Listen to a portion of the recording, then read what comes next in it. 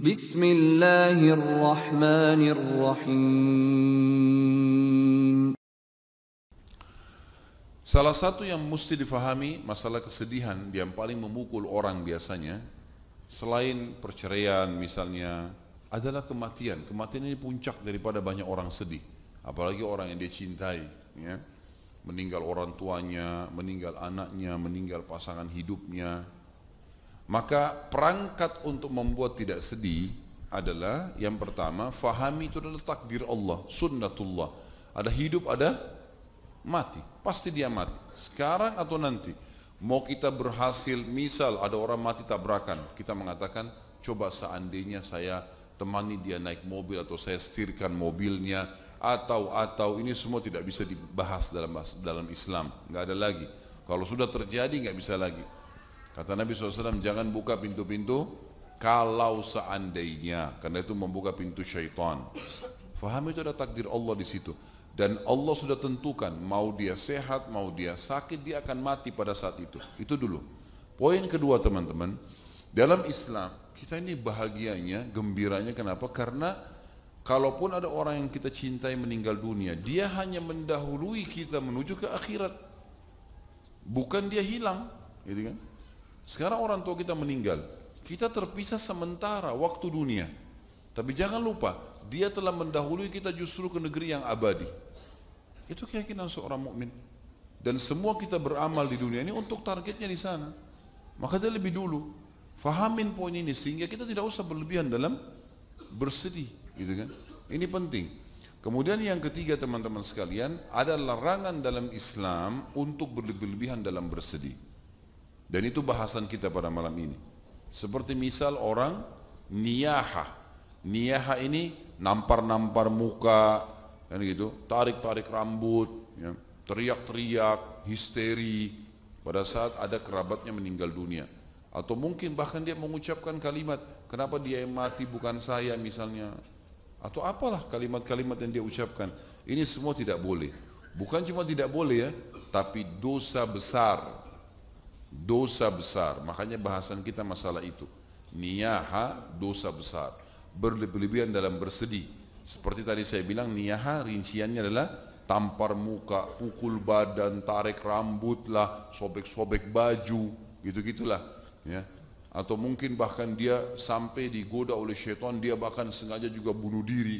Ini semua adalah niyaha yang diharamkan dalam agama Islam. Dan ingat, dosa besar, jangan berlebihan. Supaya tidak sedih berlebihan, ketahuilah itu takdir Allah dan dia sedang mendahului kita ke akhirat. Kita akan ketemu kok. Yang penting tiketnya sama, iman dan amal saleh. Itu yang penting. Kalau tiketnya beda tujuan, ini baru masalah ini. Karena di akhirat cuma surga dan neraka. Ini tiketnya iman amal saleh, ini tiketnya maksiat dan kufur. Pilih yang mana tiketnya? Kalau ini sama, insya Allah akan sama-sama di sana. Dan kita yakin sekali dengan masalah itu karena ini rukun iman kita. Kita akan lihat bagaimana larangan baginda Nabi SAW berlebihan dalam masalah bersedih, dan puncak sedih memang pada saat seseorang yang kita cintai meninggal. Hadis pertama diangkat oleh Imam Al-Tabi rahimahullah, hadis riwayat Imam Muslim. Ithnatani huma bin nasi kufrun, at-ta'nu fin nasab wan niyahatu 'alal mayyit. Dua hal jika ada pada manusia maka akan menyebabkan kekufuran. Kata sebagian ulama hadis, maksudnya adalah mencapai tingkat kadar dosanya kufur. Bukan dia keluar dari Islam. Ini seperti statementnya Abdullah bin Umar radhiyallahu anhuma, kufrun duna kufrin. Maksudnya sampai pada tingkat kadar besarnya dosa kufur tapi belum sampai kafir. Kadang-kadang ini digunakan juga dalam bahasa Arab, ya. Makanya dikatakan sini oleh Nabi SAW, dua hal jika ada pada manusia maka akan menyebabkan kekufuran. Maksudnya dia akan sampai pada kadar dosa kekufuran, yaitu menghina nasab, menghina jalur nasabnya sendiri. Nanti akan ada bahasan sendiri itu tentunya. Dan yang kedua, meratapi mayit. Ini yang tadi saya bilang, meratapi adalah tadi pukul-pukul badan, tarik rambut, apa dia mengucapkan kalimat-kalimat buruk buat dirinya sendiri, buat keluarganya. Ini semua adalah meratapi namanya. Dan ini berarti dosanya sampai pada tingkat kekufuran. Yang kedua, dalam hadis riwayat Muslim yang lain, kata baginda Nabi SAW, an-naihatu idza lam tatub ulbisat dir'am min jarab wasirbalan min qatirani yaumal qiyamah. Orang yang meratapi mayit apabila tidak bertaubat sebelum meninggal, niscaya kelak pada hari kiamat akan dibangkitkan dengan mengenakan jubah yang terbuat dari aspal panas dan baju besi yang berkarat. Kenapa kok begitu tegas teman-teman sekalian? Karena Allah yang menciptakan kita sudah tahu, enggak usah kamu berlebihan. Syaitan akan tunggangi kesedihanmu yang berlebihan itu. Syaitan itu teman-teman paling suka kita sedih berlebihan, kita sangka buruk yang berlebihan, ya, kita dendam, itu paling suka dia. Putus asa, merasa kita nggak bisa lagi bekerja, nggak mungkin, kan gitu. Hati-hati teman-teman. Pernah ada sahabat Nabi lagi sakit keras orang tua. Apa kata Nabi SAW? La ba's tahur, insya Allah. Nggak apa-apa, ini akan jadi pembersihan dosamu kok. Apa orang itu bilang? Orang tua. Dia bilang, ya Rasulullah, bagaimana bisa orang setua aku bisa sembuh dari penyakitnya? Apa kata Nabi SAW? Kalau gitu seperti yang kau ucapkan. Kau tadi saya doain kebayang, kalau nggak mau, nah sekarang terserah kamu deh. Mau doa buruk ya silahkan. Akhirnya orang itu betul-betul tidak sembuh, gitu kan? Jadi sini teman-teman perkataan baik. Dari kamus benak kita ini semua teman-teman hapus statement atau pernyataan buruk. Nggak ada sudah dalam Islam. Dalam hadis yang lain kata Nabi SAW, saya tidak suka dengan putus asa. Nggak boleh ada umatku putus asa. Tapi saya suka al-fa'al. Maka para sahabat mengatakan, ya Rasulullah, apa itu al-fa'al? Kata Nabi SAW, kalimat optimis. Bisa, mampu. Selalu kita ucapkan teman-teman. Jadi jangan bilang saya nggak bisa, anak saya kayaknya nggak sembuh, istri saya kayaknya nggak bisa baik, suami saya kayaknya susah berubah. Ini jangan diucapin ini. Kamus antum buang semua itu. Caranya adalah insya Allah dia baik, insya Allah dia berubah, insya Allah nanti rezeki saya terbuka, insya Allah saya bisa menjadi orang kaya, insya Allah saya bisa menjadi orang sukses. Selalu begitu. Dan itu jadi doa. Itu jadi doa. Jelas ya? Jadi hati-hati dengan kalimat-kalimat seperti ini. Nah, kebanyakan orang putus asa, orang meratapi mayit begini, akhirnya diucapkan kalimat-kalimat yang buruk, padahal Allah sudah suruh kita berbuat baik, bersangka baik. Orang yang mati pun hanya mendahului kita saja, dan Allah lebih sayang dengan dia kok. Sekarang teman-teman, apa andil antum di orang tua antum, atau apa andil antum di anak-anak? Anak kita lahir, ya wajahnya begitu, ya kulitnya begitu, ya sudah terima itu anakmu. Kita lahir, ini orang tua kamu, ini ibu kamu, ayah kamu. Kita nggak bisa milih. Ini ibu kamu, ini ayah kamu. Nggak bisa kita milih. Apa andil kita di mereka? Kita seperti masuk sebuah sistem, ini anak, ini ayahmu. Kan gitu. Tidak ada andil kita sama sekali. Bahkan di diri kita sendiri kita nggak ada andil. Apa andil kita di selai rambut kita? Nggak ada. Kita bisa buat rambut kita tumbuh? Nggak bisa. Nggak bisa sama sekali. Nggak ada andil. Ada andil kita di satu gigi kita? Nggak ada andil. Sama sekali nggak ada andil. Satu helai bulu hidung, satu kuku, nggak ada sama sekali. Atau sedikit potongan kulit kita, sama sekali nggak ada.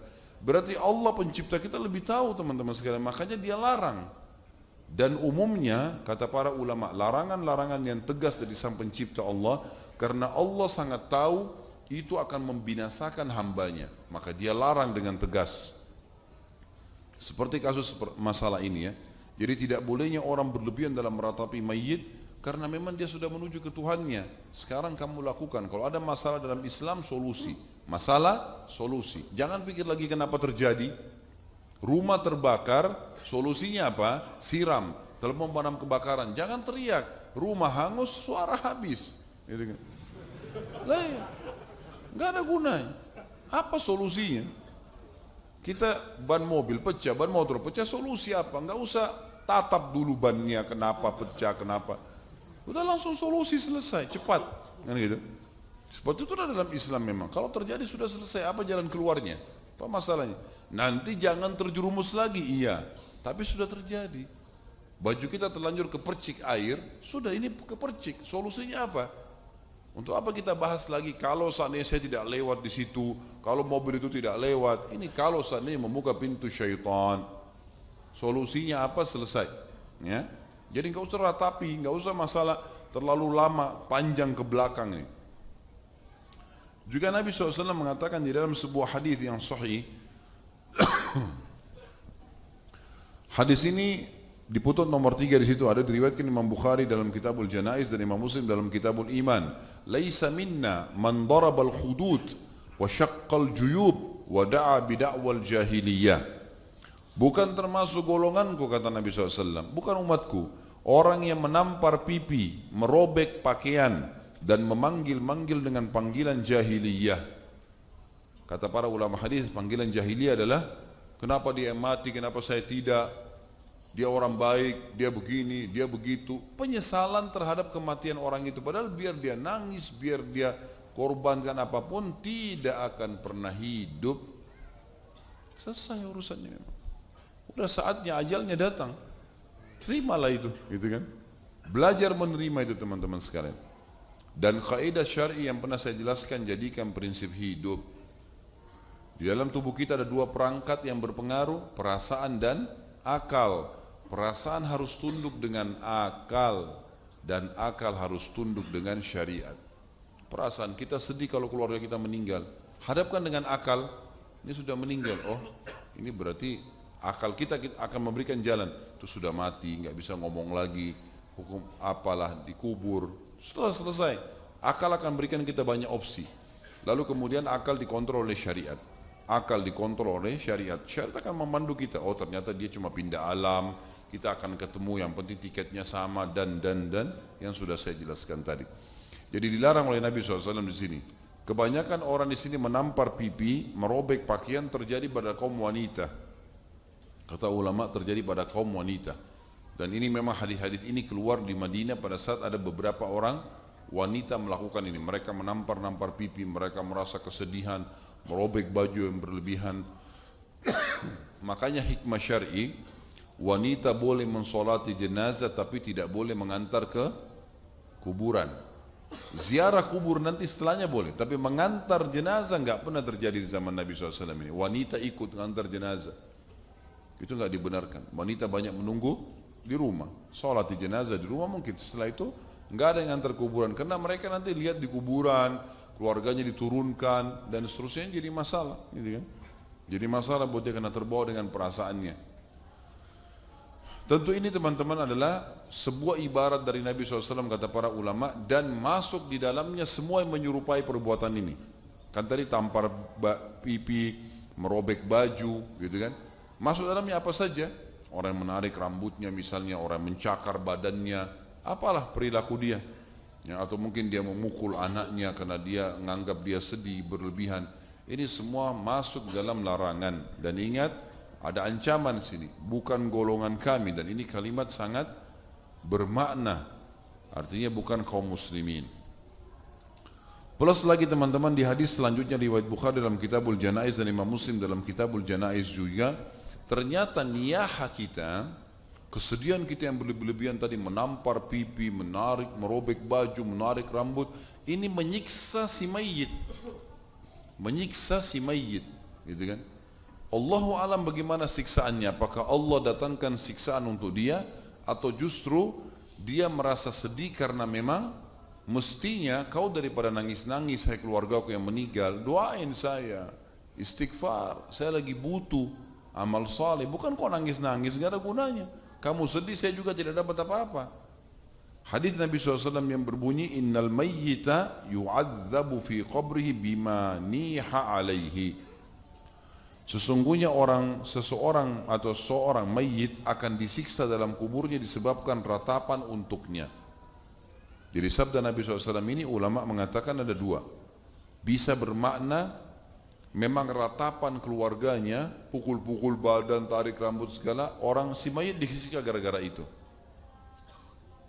Apa relevansinya? Ya relevansinya dia harus ingatkan keluarganya, masing-masing kita harus belajar agama dan harus tahu kalau ratapan akan menyiksa saya pada saat mati. Jangan ratapin saya. Sedih boleh tapi jangan berlebihan, seperti itulah. Makna yang lain adalah si mayit di sini tersiksa bukan secara hukuman, gitu kan, tapi tersiksa kenapa kok kerabat saya ini pada menangis-nangis, pada robek-robek baju. Daripada itu lebih baik bertaubat, beristighfar untuk saya, ngirimin apalah pahala yang bisa didapatkan, seperti itulah mestinya, gitu kan. Lalu kata Imam Adz-Dzahabi, dan Nabi SAW berlepas diri dari perempuan yang berteriak-teriak menangis, perempuan yang menggunduli rambutnya, dan perempuan yang merobek-robek bajunya saat tertimpa musibah. Dan ini diriwayatkan oleh Imam Bukhari, riwayat ini dalam Kitabul Janaiz, juga Imam Muslim dalam secara mausul dalam Kitabul Iman. Dalam hadis itu dikatakan as-saliqah, al-haliqah, asyaqah. Tapi di sini di buku kita tidak ditulis bahasa Arabnya ya.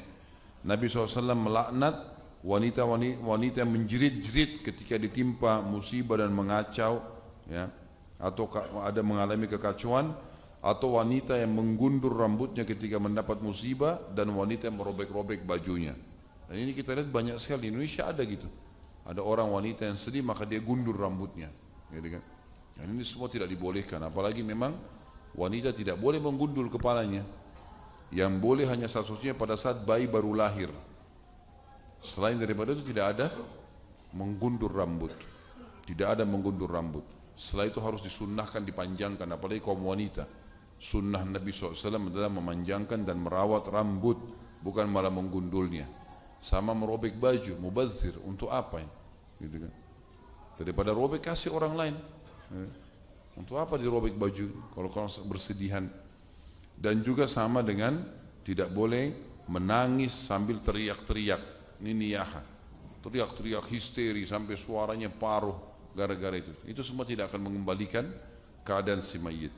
Kata penulis di sini, Imam Adz-Dzahabi rahimahullah, ketiga hadis yang terakhir ini disepakati oleh Bukhari dan Muslim. Disepakati oleh Bukhari dan Muslim. Teman-teman sekalian, saya akan lanjutkan bahasan kita dengan bahasan ke-47. Karena ini hadis yang dipakai oleh Imam Adz-Dzahabi satu. Gitu kan? Masalah menghina nasab. Masalah menghina nasab. Jadi bahasan malam ini ada dua ya. Karena Imam Adz-Dzahabi mengangkat hadis yang tadi kita bahas, yang pertama hadis riwayat Muslim dan sudah dijelaskan sebelumnya. Kata Nabi SAW, "Ithnatani huma bin nasi kufrun, at-ta'nu fin nasabi wan niyahatu 'alal mayyit." Ada dua perbuatan yang bisa membawa manusia pada kekufuran, yaitu menghina nasab dan niyaha atau meratapi mayit. Tadi meratapi mayit sudah kita jelaskan. Sekarang kita jelaskan masalah menghina nasab. Nasab, teman-teman sekalian, adalah istilah bagi jalur keturunan. Kalau seseorang misalnya mengetahui siapa ayahnya, siapa kakeknya, siapa ayah kakeknya, ya, menikah sama siapa. Saya sudah pernah bilang ini teman-teman sekalian, ini harus diketahui. Dalam Islam ini syariat ya, bagian dari syariat. Karena Nabi SAW mengatakan, telusuri jalur nasab kalian. Siapa kakeknya, siapa ayahnya, siapa kakeknya, kakek bersaudara berapa orang, menikah sama siapa saja, anak-anaknya siapa saja, lebih tinggi lebih bagus, ayahnya kakek, kakeknya kakek, gitu kan. Saya lihat ini masih kurang kita di Indonesia, karena hampir rata-rata yang saya temuin ya, kalau saya tanya siapa nama kakeknya, siapa nama ayahnya, si fulan, siapa nama kakeknya, ada yang sebut, ada yang enggak. Kalau saya sudah tanya ayah kakeknya, enggak tahu saya. Apalagi kalau saya tanya saudara kakeknya ada berapa, nikah sama siapa, mungkin sudah enggak tahu semuanya ini. Bisa saja antum di sini banyak sudah sepupu di sini, karena ternyata satu kakek, satu nenek, gitu kan. Tapi enggak saling tahu, karena kita tidak pernah telusuri jalur nasab. Jadi perlu buat jalur nasab, perlu buat, ditulis. Misal antum habis satu lembar kertas, tulis, tanya ayah kalau masih hidup, siapa kakeknya ayah, mulai dari kakeknya beliau. Misal nama ayah kita Ahmad, nama ayahnya beliau Yusuf, namanya lagi Muhammad kakeknya. Baik, si Muhammad ini ayah, kakeknya ayah. Berapa orang bersaudara? Oh ada 5 nak, si fulan, si fulan, si fulan, si fulan. Kita tulis. Baik, ayah ingat gak? Ini 5 orang bersaudara nikah sama siapa saja? Apa yang beliau ingat saja? Oh ingat menikah ini sama si fulana, ini sama si fulana. Anak-anaknya ada berapa? Saya waktu duduk sama ayah saya minta jelaskan jalur nasab. Oh rumit sekali rupanya gitu. Padahal sebenarnya masih baru jalur dekat gitu ya. Bilang ayah saya mumpung masih hidup, saya tanya beliau, ini kakek ayahnya Abah ini, saya panggil Abah ya, ayahnya Abah siapa? Kakeknya Abah siapa? Ayahnya lagi seterusnya, sampai saya berhasil mendapatkan mungkin sekitar 5 nama ke atas lah. Gitu kan. Cukup jauh gitu. Ya, cukup jauh namanya. Kemudian saya tanya, ini nikah, ini berapa orang saudara? Si fulan, si fulan, si fulan. Istrinya namanya si fulana, bersaudara sekian. Ternyata saya punya saudara ada di daerah Sulawesi, ada di Jawa, ada di mana-mana. Itu banyak sekali. Ini sudah menikah di sini, ini tinggal di sana di Madura, ini tinggal di Surabaya, ini tinggal banyak sekali. Ternyata ini banyak sekali jalur, dan kalau saya tarik, saya tanya lagi ayah saya, ini kemudian anak-anak cucunya, oh saya sudah nggak tahu kalau anak cucunya. Ini sudah jalur sana. Jadi saya saja yang harus telusurin gitu ya. Tapi ini ternyata perlu, bagian dari syariat teman-teman. Karena jangan sampai kita sepupu, ketemu sama sepupu nggak tahu. Rahim punya hukum tersendiri. Apa kata Nabi SAW? Siapa yang ingin diberkahi umurnya, diluaskan rezekinya, gitu kan? Makna lain adalah dipanjangkan berkah umurnya, dipanjangkan berkah umurnya, dan diluaskan rezekinya, dia melanjutkan hubungan silaturahimnya. Bagaimana kita lakukan? Harus dengan nasab. Nah, yang kita sedang bahas adalah menghina nasab. Enggak bolehnya menghina nasab.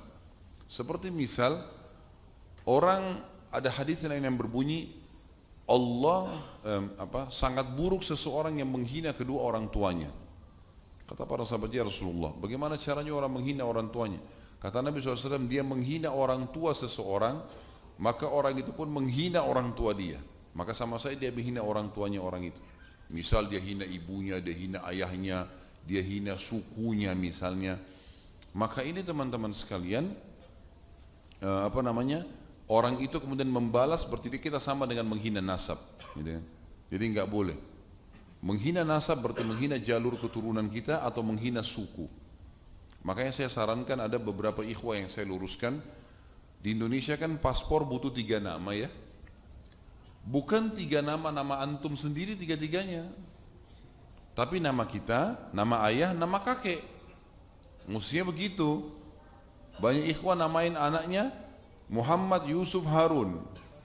Muhammad Nabi, Yusuf Nabi, Harun Nabi. Yang mana mau dipilih? 3-3 nama. Kenapa 3-3 dipakai ini? Ambil 1 nama, gitu kan? Dan kalau paspor kita pakai nama, misalnya nama anaknya Muhammad, nama ayahnya memang Yusuf, nama kakeknya memang Ahmad misalnya. Udah Muhammad, Yusuf, Ahmad, gitu kan? Maka sudah 3 nama. Atau dia masukkan nama margahnya, itu nggak ada masalah, itu bukan pelanggaran dalam agama. Nabi SAW menyebutkan kalau beliau dari Quraisy, dan itu bukan aib, gitu kan? Saya si fulan dari turunan Jawa. Teman-teman kita orang Indonesia yang sekarang hidup di Saudi itu menyebutkan nama sukunya. Jadi saya disebutkan fulan al-Jawi misalnya. Disebutkan gitu. Dan itu bukan aib dalam Islam, itu dibolehkan. Karena menisbatkan dia jalurnya dari suku ini, dan itu semua ciptaan Allah Subhanahu wa taala. Dan ini perlu teman-teman. Nah, tidak boleh menghina jalur nasab, dalam arti kata tidak boleh menghina nama-nama orangnya, tidak boleh menghina nama sukunya, atau tidak boleh bahkan menganggap remeh jalur-jalur nasab itu. Itu yang dimaksud. Dan ini masuk dalam larangan hadis tadi, dosa besar kita yang selanjutnya tentang masalah menghina nasab. Sebaliknya kita harus menjaga nasab itu sendiri. Allahu a'lam. Sampai sini teman-teman sekalian bahasan kita. Semoga apa yang kita bahas hari ini bermanfaat buat kita, dan juga semoga saja dijadikan sebagai tambahan amal kita pada hari kiamat. Dan semoga semua amal yang pernah kita kerjakan dan akan kita kerjakan selama ajal belum datang diterima dengan kemahamurahannya Sang Pencipta Allah. Dan semoga semua dosa yang pernah kita kerjakan sekecil sampai sebesar apapun diganti menjadi pahala dengan kemahamurahannya pula. Dan kita doakan agar seluruh wilayah di Indonesia, terutama Jakarta, diberikan pemimpin muslim yang adil, kembali kepada Al-Quran dan Sunnah. Dan semoga Allah memberikan hidayah Bapak Presiden dan seluruh jajaran pemerintahan kita agar kembali kepada Islam, kepada Al-Quran dan Sunnah, dan juga Indonesia menjadi contoh bagi negara-negara yang lain. Dan kita mendoakan juga saudara-saudara kita di Palestina, di Syria, di Yaman, di Irak, di Myanmar, terutama di Halab sekarang, di kota di Syria yang lagi diserang. Semoga saja Allah SWT ikhlaskan niat mereka, terima para syuhada mereka, muliakan Islam di tangan mereka dan tangan kita semua, dan Allah berikan kemenangan mereka dari musuh-musuh mereka, serta Allah partisipasikan kita bersama mereka di pahala, baik dengan doa, dengan harta, juga dengan jiwa kita. Dan saya memohon kepada Allah yang maha murah, maha pemurah dan maha pengasih agar menyatukan kita semua di surga firdausnya tanpa hisab, sebagaimana ia satukan kita di majlis ilmu yang mulia ini. Kalau ada benar dari Allah, saudara-saudara saya mohon dimaafkan. Subhanakallahumma bihamdika asyhadu an la ilaha illallah astaghfirullah wa atubu ilaih. Wassalamualaikum warahmatullahi wabarakatuh.